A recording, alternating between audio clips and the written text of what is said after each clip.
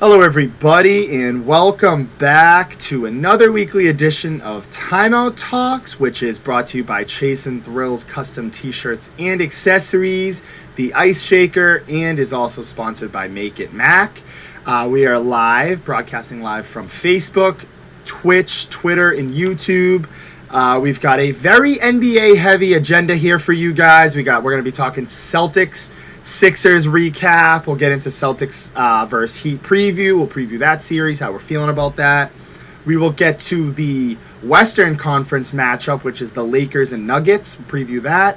That matchup starts tonight. We will also give you guys a Red Sox update. And, of course, we will be talking about the NBA Draft Lottery and the NBA Draft, which should be this week, is this week. The NBA Draft Lottery is tonight. So the sweepstakes for Wembanyama are underway, starting tonight. We know Jared's going to be crossing his fingers, hoping that the Portland Trail Blazers land him, or in that case, anybody who is in potential for that number one seed. I think you're all crossing your fingers for him. We'll get into that. I got a couple probably unfamous takes on Wembanyama, so we'll get you that a little bit later on.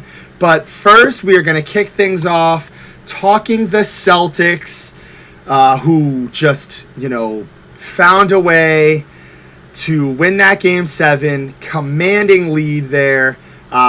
Very good game from Jason Tatum as well. The only player in Game 7 history to go over 50 points, beat Curry's record by 1 point, 51 points. He was just spectacular. Jaylen Brown did his thing, got some good contributions from Robert Williams as well. Marcus Smart played phenomenal. Ben, I'm feeling good, and hey, I left the show last week saying, looking at last year to this year, kind of just reminiscing a little bit, thought last year we were down 3-2, we came back and won. This year we were down 3-2 and won. So I'm feeling good about the Celtics. My boy Mazzulla made all the adjustments, and I'm feeling good about this matchup, Ben. It's not the same. I also want to put up the little picture here. This is rematches from the NBA, the bubble there, the bubble playoffs, that whole little thing that we had going on. And all four of these teams are completely different. So I like the Celtics' chances. I won't give you my take yet, but I'll give you with that little sneak peek. I like the Celtics' chances, Ben. A little snippet, Josh. I like it. I got to agree. I think they really turned it on. That second half was a little worrisome in that first half. We'll get to Jeff's comment too, Josh. He's got a little hot take on that Woj bomb. Josh has had a lot to say about that. Everybody else too. So if they want to get their Victor takes in there, I think I'll get to it, but I'm sort of in the middle. I'm not on Josh's side. I'm not on their side. I was going to be in the middle. But the Celtics turned it around. Second half, Tatum easily just outscored the 76ers by himself in the third quarter. I think it was 28-3. Joel Embiid again, he just can't beat the Celtics. We just control the 76ers team. Like I said, I mean, they had some glimmers of hopes. That James Harden game to start off, 40-point game. It just, the 3-2 lead kind of got me worried a little, but to be honest, I wasn't too worried about them. The 76ers, we always got them. I knew Tatum was going to shoot like he did. Tatum proved, he's the better one out of him and JB. For superstar-wise, you got to give it to him. I hate to say it, but JB's not – JB, listen, it's tough. Josh knows it's tough for me to say, but JB's not putting out those numbers like Tatum is. Tatum just, can take over a game like that.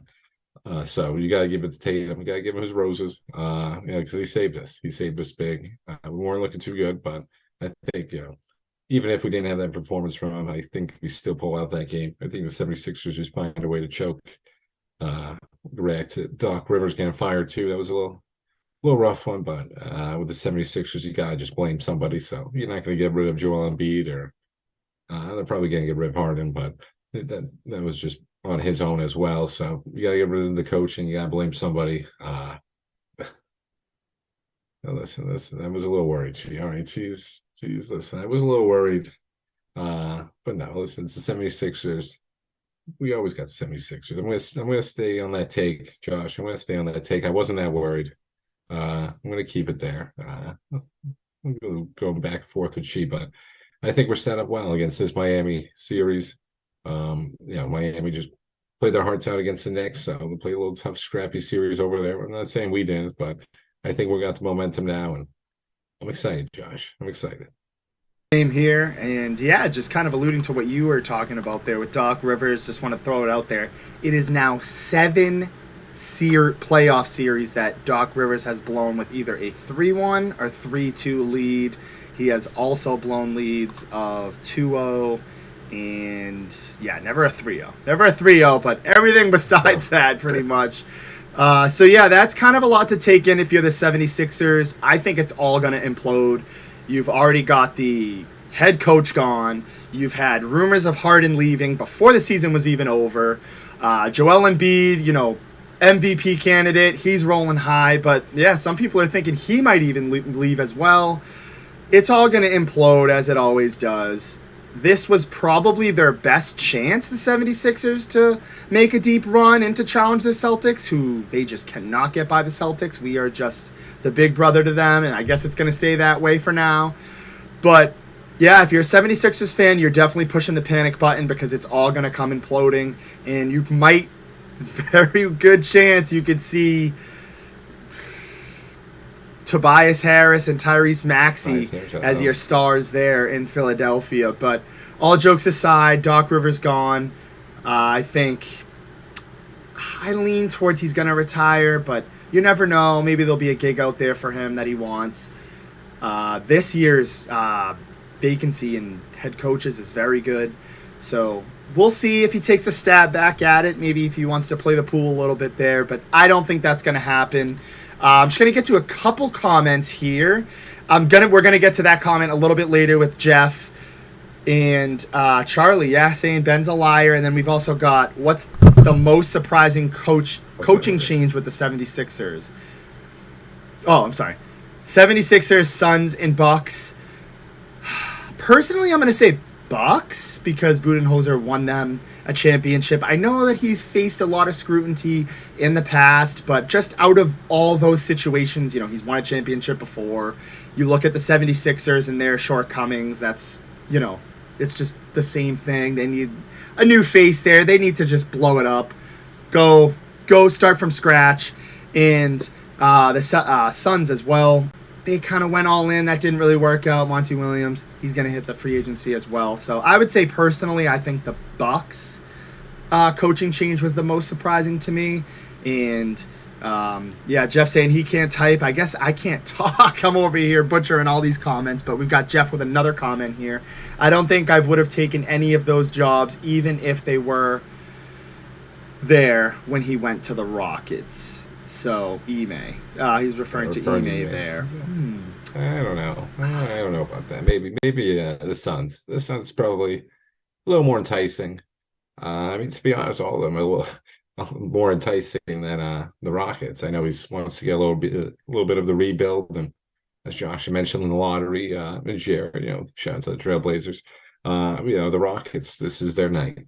So the Rockets are really just banking on this too. So, I don't know. I feel like he would have went to one of those other teams. So I don't know. We got to check Jeff on that. We got to check Jeff on that one a little.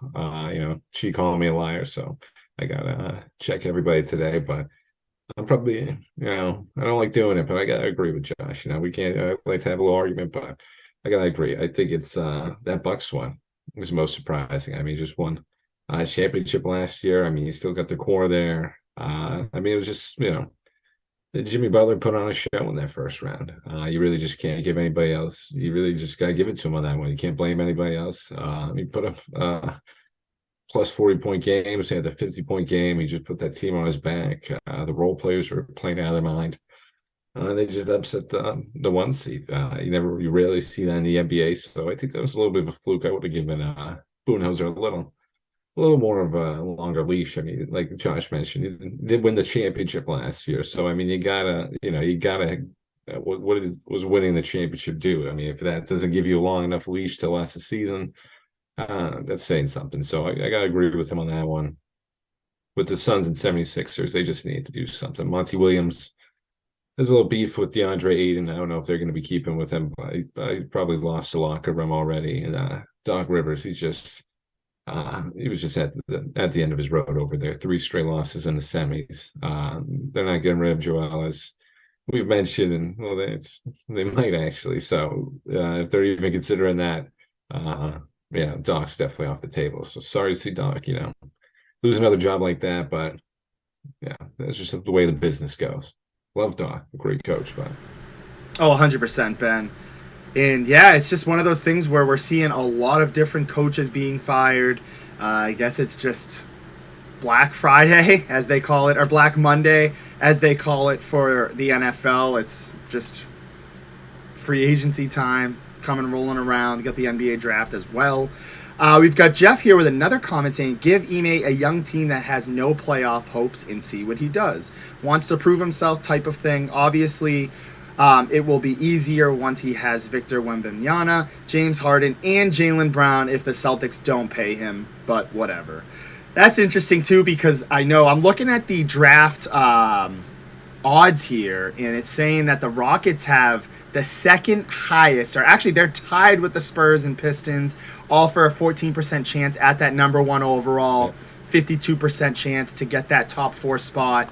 So we'll dive into it a little bit later in terms of, where we think Wembanyama, Scoot Henderson, Miller, all those guys are going to go. But right now, if you're a Rockets fan, things are looking good. You've got Jalen Green, Jabari Smith, and you've got Sengun. Great players to build around. That'd probably be like an amazing young team if Wembanyama went there. But again, we got to wait to see the draft, and we'll talk a little bit more about that after. But getting back to the Celtics and Heat, getting to the actual predictions for this, I got the Celtics in 7.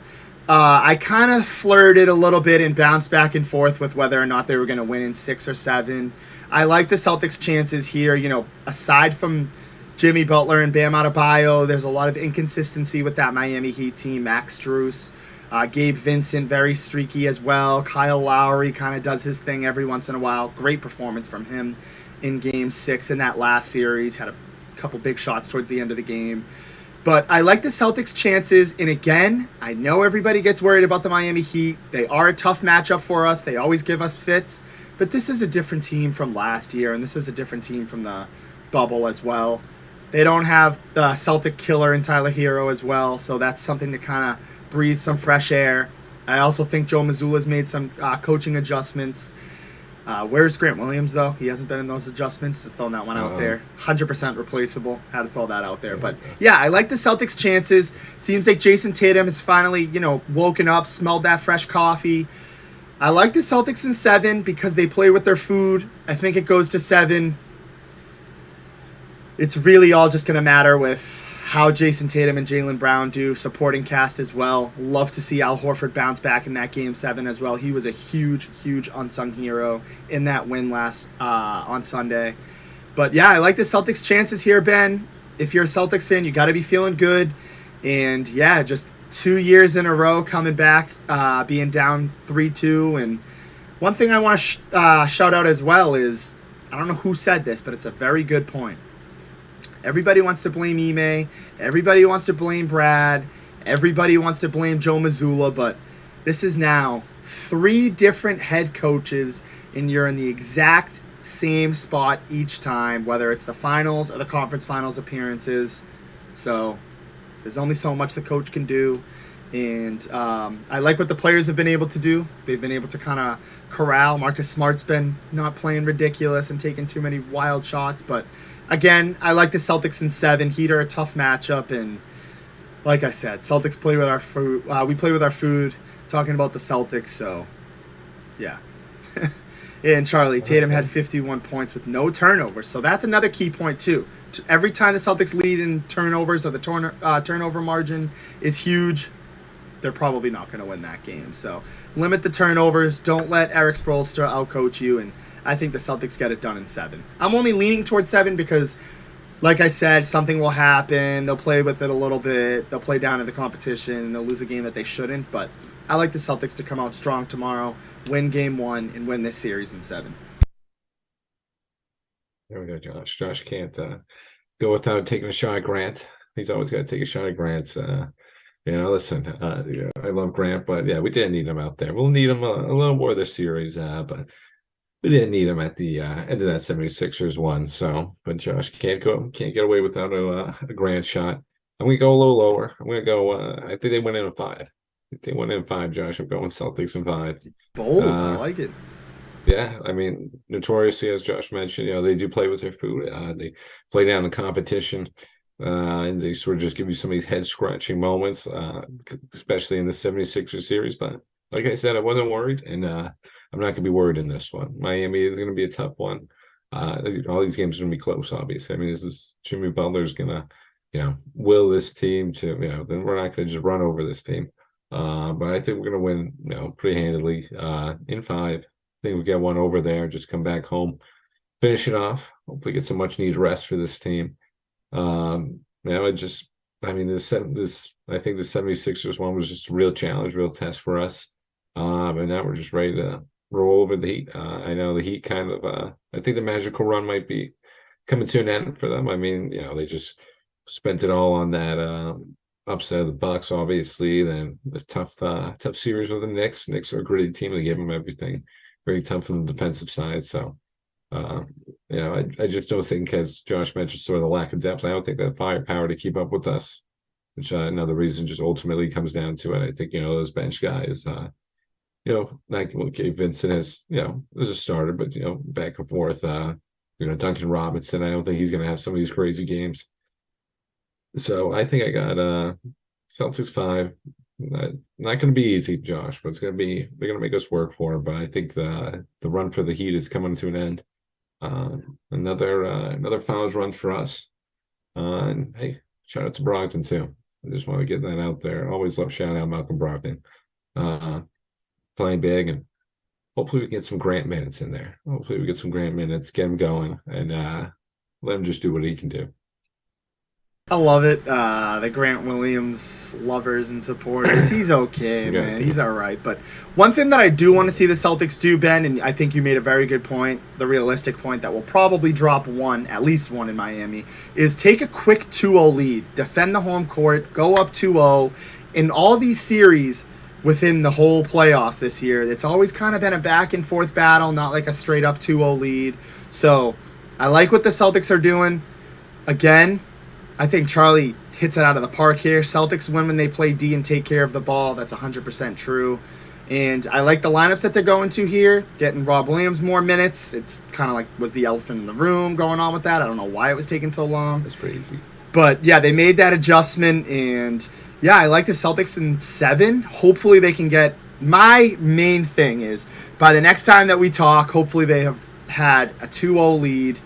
And I think they would play 3 games by then. But either way, hopefully they go up 2-0 by the time we meet next week. But, yeah, Celtics, they're killing it. Great performance from Jason Tatum. We needed him. He was Batman. And another Game 7 thrilling performance from Jason Tatum. And looks like we're moving on. And I like the Celtics in 7 here, Ben. Yeah. Listen, Josh, I gotta go a little. I'm gonna go 5. I'm gonna stick with the 5. Get some good points from you on that one, but I think we've seen some of these tough series. I think we're gonna coast in this one. The Celtics team deserves a nice little series, not an easy one, but a nice little cruising one. Get some rest for the finals. And I think we're rolling. I think that 76ers was just the true test. We had to get through it. They really had us back against the walls. That really, like I said, I wasn't worried. I wasn't too worried, but there were some people worried out there. It didn't look good at times, like especially just the way we're playing. Horford still waiting for Horford to get back into it. I know he had a good Game 7, bounced back a little, had a couple key shots, but still missing some. I still want to see Horford get just a little cleaner with the field goal percentage. I want to see him just hitting some more shots. I mean, that's what we're going to need, that veteran leadership too, as he's always providing for us. So I'm feeling really good about the Celtics. It would have been pretty rough if they bowed out too like the Bruins. We would have been pretty depressed over a year, been pretty bad. Nothing really to talk about if they both bowed out. So good for the Celtics to keep it going. I think just the Heat run is not magical run. I don't give him a magical run. I think it's just come to an end. I think Jim Butler, those depth guys just aren't gonna play as well as our depth guys. Grant Williams, Brogdon, Derek White even stepping up a little. So all these guys, Jeff putting in here less than 15 turnovers, more than 15 assists, winning formula.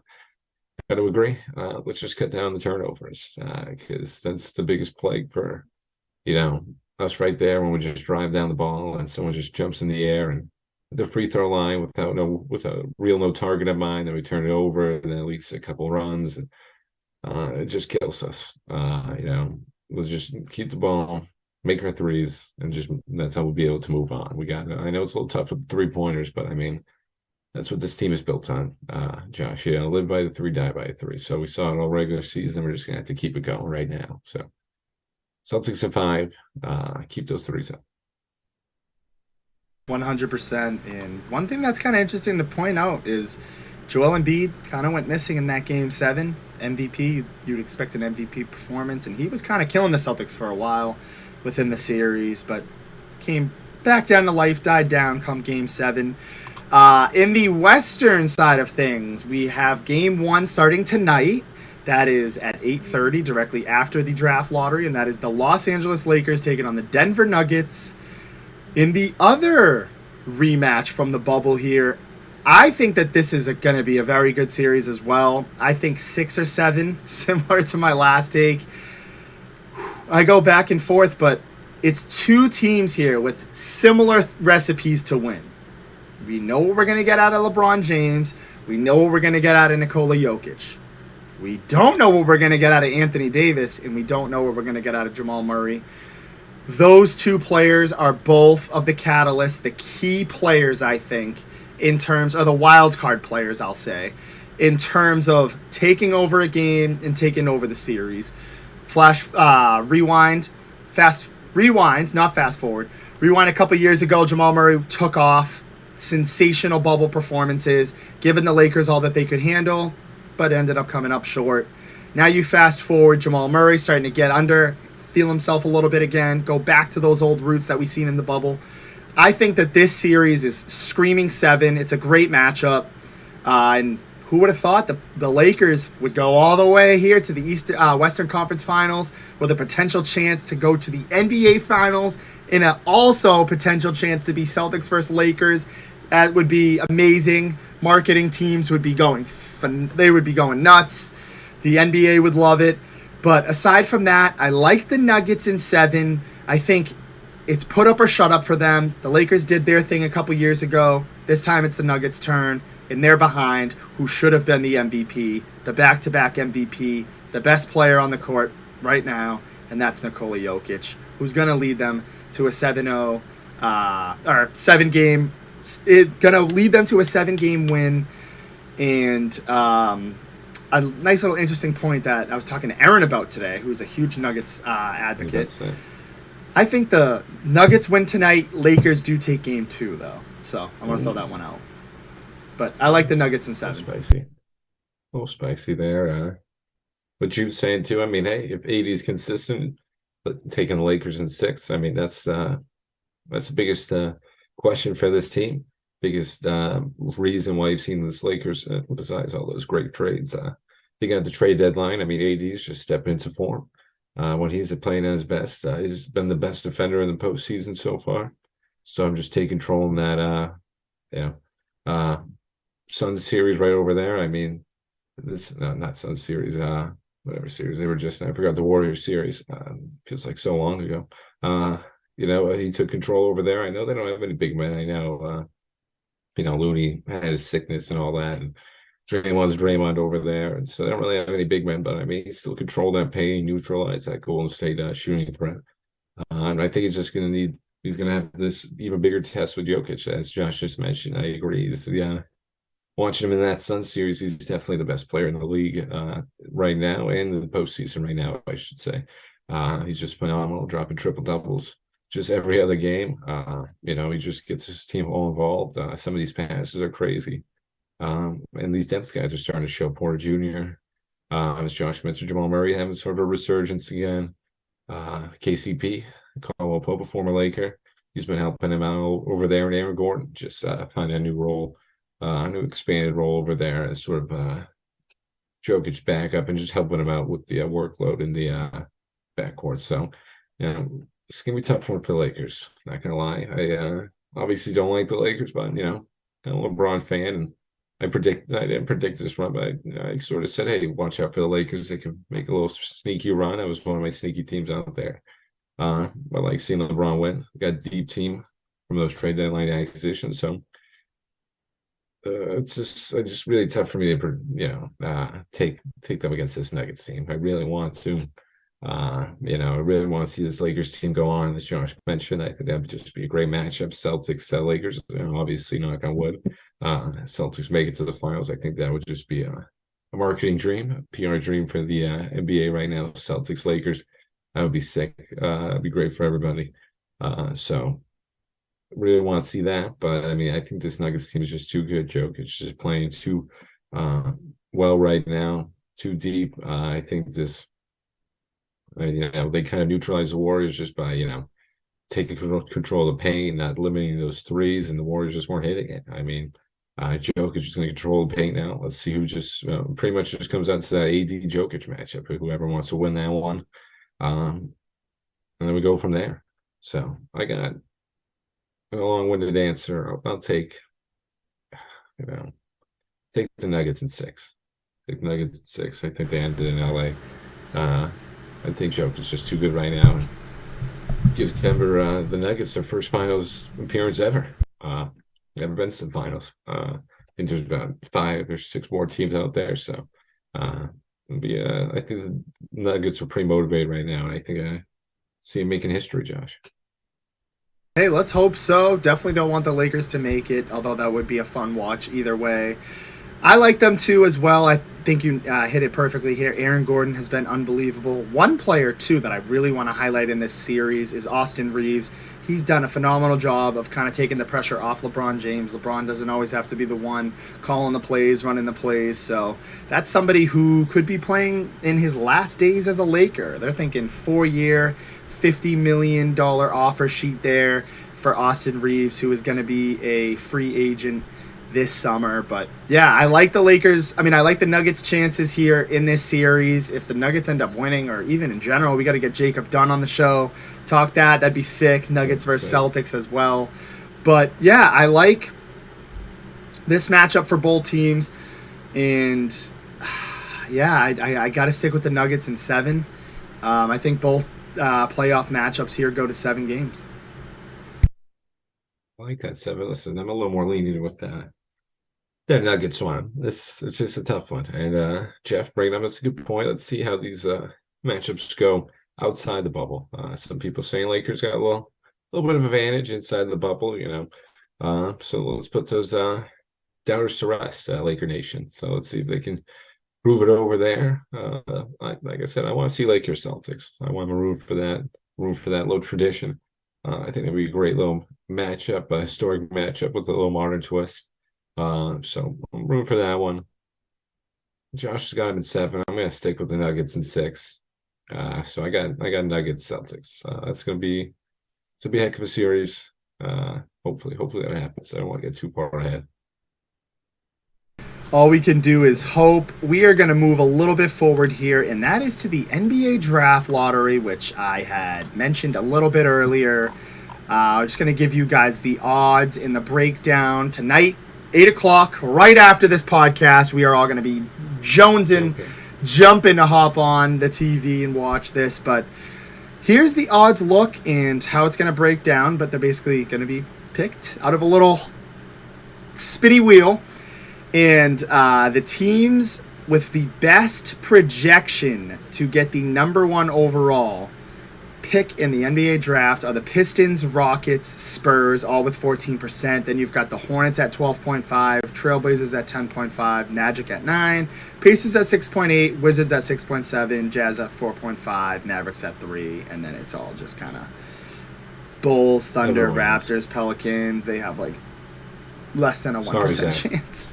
So yeah, sorry, Zach, you got your dream in Zion, but the Wembanyama, that might not work out here. And some of the players that, a lot of the highly touted players here, we've got Victor Wembanyama, who's just overtaken the whole draft by storm.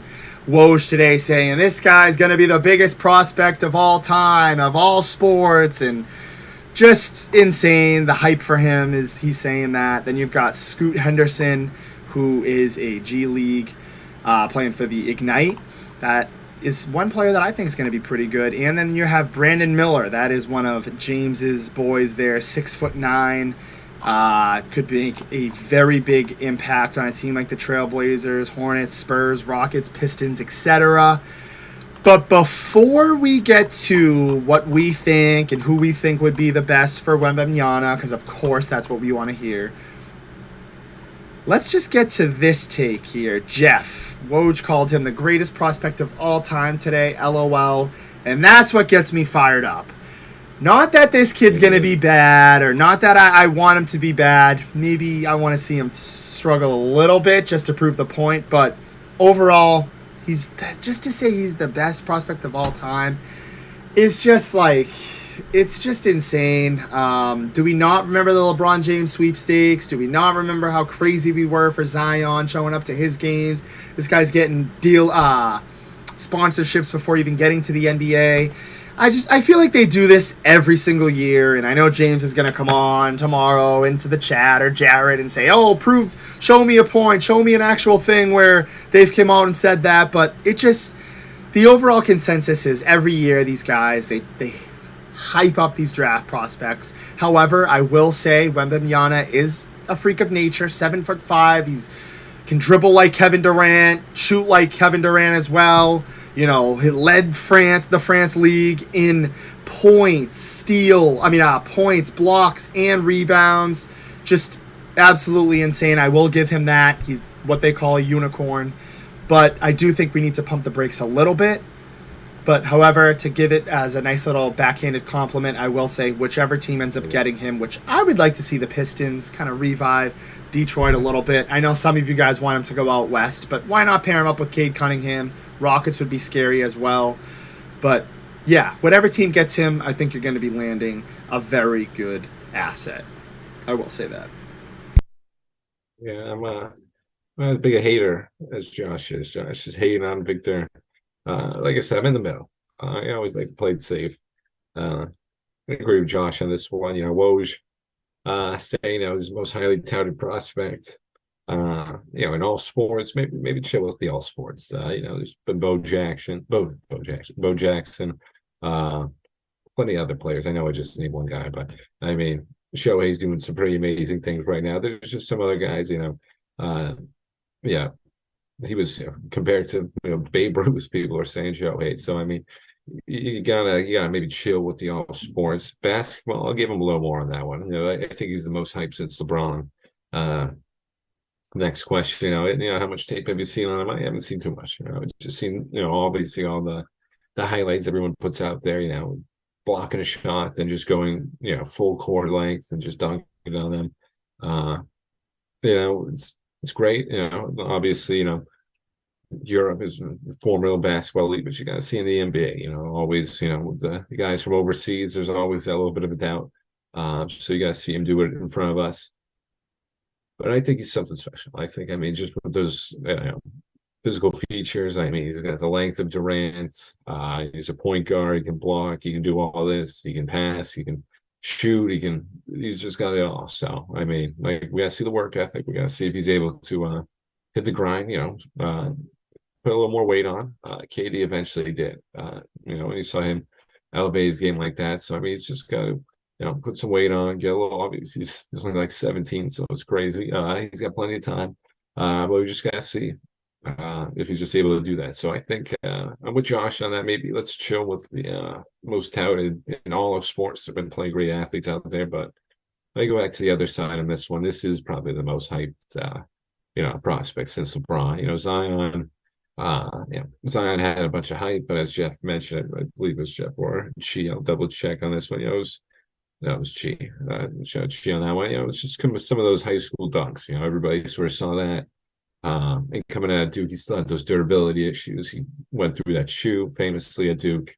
He had some injury concerns. Obviously, his weight management, there was a little bit of a concern. So we wasn't as highly touted, coming out of there. As Victor's already being crowned as the next LeBron. So I think they got chill with that a little too. Maybe let's just see him out there in the NBA. Like I said, those abroad players, I want to see them on the NBA, but you know, as Jeff has said, yeah, it's pretty impossible to have those LeBron expectations. But I think they do. I think they are warranted right now, just based off his physical size, is just freakish features. I mean, he can just do it all on the basketball court. So, and, that leads us to the next team. I want to see who Josh wants him to go to, because I'm kind of curious now where he finds his best landing spot. Because I've been thinking about it. He made a nice case. I believe for I forget who was that third one. I believe it was he made a nice case for the Spurs, but I'm looking at Houston too. I like Houston. That would be scary with Houston. We've got Jude, who made a very good point. I agree Victor is a great prospect, but Bron already proved himself in the NBA. Let's see what Victor can do in the next 5 years. I think that's very reasonable. That's kind of how I look at it is, all right, I'll shut up. I'll let the prospect do the talking. Maybe he can prove me wrong and prove Woj right. We've got Nick DeVosta also commenting here. He dunked on his own missed three-pointer, which is very impressive. I will say that. And then we've got Jeff. They literally told LeBron at the age of 17 if he wasn't a Hall of Famer, he'd be considered a failure. Charlie, I'd like Wemby on the Pistons with Cade and Ivy. I agree. I think the Pistons would be the best little landing spot there. I also would love to see him in Portland because I got a little knack for Portland and a little soft spot for Portland over there with Jared. Shout out my boy Alex as well, who is from around the area. But I think it's probably going to be Detroit, and Detroit needs an overhaul. They need somebody that's going to bring them back, even close to those bad boy days. And when I say bad boy, I don't mean he's going to be beating up people on the court. I just mean in terms of success. So, hey, we'll see who the commissioner pulls tonight, and a lot of people are going to be excited for that number one pick because it's pretty much unanimous that it's going to be Wembanyama. So whoever gets that number one pick is going for him anyways. If you see any quotes otherwise, I wouldn't even believe him. Yeah, no, there's you're taking Victor in this one, Josh. As Josh said, you're taking this one. It's easy. It's a wrap. Whoever gets this, if the Trailblazers get this, we got to get alive. Shot on Jared. Jared will probably be going crazy. Jared will probably be in the streets if they get selected to the Trailblazers. And hey, I mean, Dame and him, that would be something special. That would be something definitely to watch out there. Definitely attract more viewers over to Portland. Hey, who deserves it? Man, it's a tough market out there. Dame's been putting on a show for so long with CJ during those years too. Shout out to CJ McCollum. I'd like to see Dame get another weapon out there, but Josh mentioned probably Pistons. I mean, you're looking at the Pistons, Rockets, and Spurs. Spurs kind of odd man out. I don't know. The Spurs they probably just need to build around him with a bunch of other stuff. Pistons, we mentioned the two guys, Cade and Jaden. I mean, you got James Wiseman over there too, Marvin Bagley. Killian Hayes, Jalen Duran, they got him last year center. So I mean, they got some big guys to work with. RJ Hampton, they got a nice little youth squad over there, nice young squad over there to work with and grow. So I'd like them on the Pistons, but I think ultimately I gotta go with the Rockets. Get them under, get them over there with Ime. They got Jalen Green, Kevin Porter, Jabari Smith from last year. So. I think that'd be a very exciting, very fast team over in the West. And you got to be fast over there to compete up some of those high-flying teams. So I'll go with the Rockets. I like to see them on the Rockets, Josh. That would be, I think that would be the most fun to watch. Sorry, Jared. Listen, I don't, no Trailblazers. And I think that team would probably have the most potential, right away. I think if he was on some other teams, of course he could, make some noise, maybe bring them to the playoffs and stuff. But that team is already pretty much, a couple pieces away. I mean, at least that piece away, if Wembanyama is what we think he is. But, we got a couple comments here from Jeff. If he fills out the way Giannis did, he's going to be the scariest person in the league to play against. And he says, "Am I crazy for thinking the Spurs are a huge team for non-American fans to root for?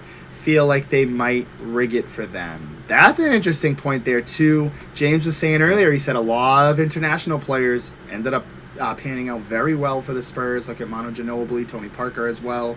So I think, I don't know why, I feel like it's going to be the Pistons. I know that it's probably easy to say that because they have the highest percentage, or at least they tie the percentage with the Rockets and Spurs. But I don't know. For some reason, I feel like it's going to be the Pistons, but I could be wrong. Somehow the NBA does something crazy. They bring them to Houston or they bring them to the Spurs. But I don't know. If he goes to the Houston, that would be pretty scary. Yeah, I like that team high flying. And as Josh mentioned, no, Jeff's not crazy for thinking that. I mean, when you had that staple of Manu and Parker and Duncan, two prominent France and Argentina players, Parker and Ginobili, respectively. So he built that fan base for all those years internationally. So I could see that. I don't know. I kind of got a little funny feeling maybe the Spurs landed him over there. A little international. But like you said, I mean, those players pan out. Popovich is one of the best, obviously one of the best, if not the best, to do it all time. So definitely not a bad coach to go under, for that one. So I definitely agree with that one. I still want to go. Still want to go Rockets. Still want to go Rockets. I think that's going to be the best one for us going forward. For the NBA going forward, not for us. I'd be a little scary for the Celtics. To agree with you. I think that team, again, would have the most potential. You even draw in players like James Harden as well. You probably bring in a couple other guys in the free agency as well. You got a nice new head coach in Ime. And, hey, like Jeff said, or Charlie, but it could be both of them. There's your prove-it moment as well. Now you've got probably one of the most highly touted prospects of all time in all of sports on your team, potentially. So it'll be fun to see tonight. Definitely excited to see that. And then an NBA playoff game. We're all in for a big treat. I do like the way the NBA does that. Instead of the NFL, it's kind of like one big night, which I like as well. But whatever. I digress. I'm excited to see that. However, we are going to switch gears here. We're going to talk a little bit of baseball in the Red Sox, who were hurting me last night. They lost 10-1. And last week, we came on the podcast talking about, is this Red Sox team for real? Now they're 22-20, barely treading above water. And just like that, find themselves back in last place. Yeah, the Red Sox, pretty rough for the Red Sox right now. Up 4-0 right now against the Mariners, so that's good. A little bounce back one for them, but Red Sox this pitch is just awful, Josh. It is just awful. I can't even. Some of these guys yesterday was just the epitome of it. We got a positional guy at the end. Some of these relievers I've never even seen. Looks like we're pulling them off the street yet again. We just can't hold the lead. I mean, if we're not scoring all these runs like we're right now, we're up 4-0. If we're not piling on the runs, we'll probably listen. Once we get to the bullpen, they'll definitely let it go. Trust me, they will definitely find a way to blow this. So I don't want to get too ahead on that one, but the Red Sox this is just always pitching. It's pitching problem is just going to be a constant worry for us, constant nagging. This team is just aggravating to watch. We get some of these leads and we just leave it to the bullpen and it just gets completely obliterated. I mean, that was 4 great innings from Houck. I know Jimmy put that stat in there after the 5th. He kind of gets a little loose. But he only let up a couple runs. You got to be able to sort of contain the game. And the bullpen didn't. The bullpen just let it loose. And that kind of just deflates the batters. It kind of just deflates everybody. How are we supposed to make a comeback if we can't even do that? So good to see them bounce back a little right now. Hopefully we can keep this lead. But this Red Sox team, Josh, as you mentioned, we were wondering if they were contenders or pretenders. I think we might be pretenders. I think we might be at the bottom. Just the AL East is too deep right now. We got the Yankees and Blue Jays beating up on each other.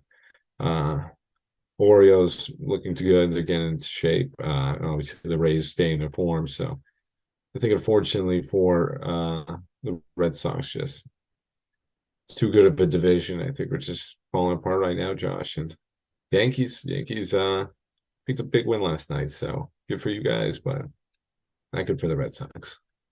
And I think it just falls in that theme, like I said. I told everybody to relax with the Yankees.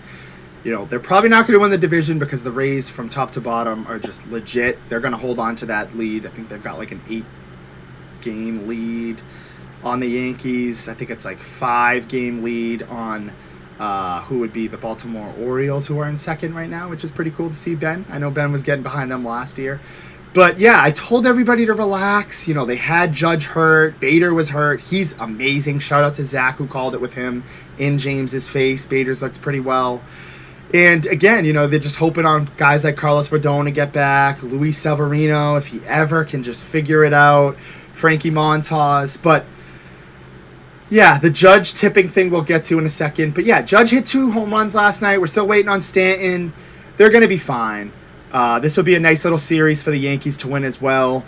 Tied 0-0 in that game. But flipping over here to the Red Sox, it comes down to the point you mentioned, and that's just the pitching. We know what the offense can do. We see with guys like Verdugo, Devers, even Jarren Duran. And then just a bunch of kind of fill-in, plug-and-play guys like Tapia. You've got Tristan Cassis as well, who's not a plug-and-play, but Kike Hernandez. All these guys are solid. The offense is solid, but they can't do it all on their own. Unfortunately, in this league, you've got to have a good rotation and bullpen.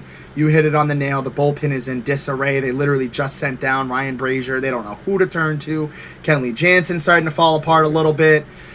There's been concerns of putting Houck back to the bullpen, Whitlock as well. They've just got to corral around something, Ben.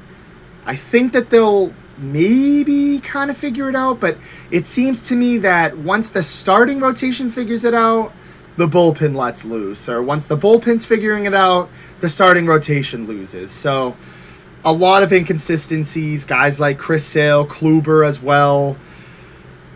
Pavetta, finally that came unraveling. So a lot of the Red Sox players just becoming unraveled here, Ben.